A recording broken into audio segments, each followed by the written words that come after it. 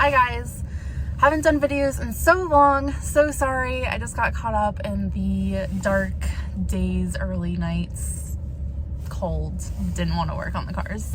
I do have a couple events coming up early next month, so I gotta start getting the EVO 4 good to go. It's definitely misfiring again. Anyways though, I have some big news today arriving that I'm so excited about. It's been a couple months in the works. I have it arriving later today. Guys, it's here. I'm so excited to show you. But welcome to my third Mitsubishi Lancer Evolution.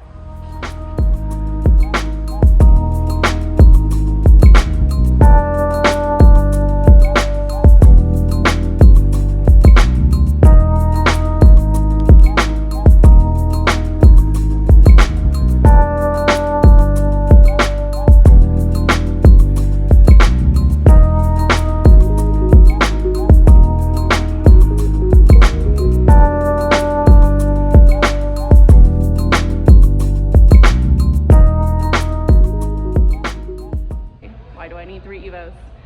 I actually bought this one. I found it overseas from the UK, and it was a good price. I know how much they transact for out here, and I thought, all right, well, I'm gonna need some money. So I bought this to flip. I know it needs some work, and I plan on taking care of that.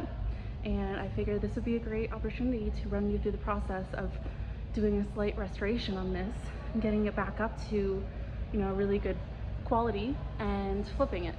My 1996 Mitsubishi Lancer Evolution. Evolution 4. So this is an EVO 4 for those that don't know EVOs. So I'm excited to get this process started. I'm excited to take you guys along with it and actually do some videos and some content on this car. I'm trying to remember the spec list. I actually bought this car like 4 months ago, and it's been in transit for about 2 of those months. And so I'm trying to remember what all is done. I don't think I knew it had Brembos, so that's an exciting find. But I know it has the full EVO 5 interior. And then I want to say that it has the EVO 7 motor and trans. So the EVO 1 through 9 all have the 4063 motor. The EVO 10 is the only one that did not.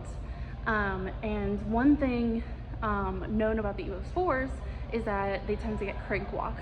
I don't mind that this EVO and my white EVO 4 don't have the original EVO 4 motor, because it's actually maybe not a bad thing, especially since I don't really plan on building the motors on these.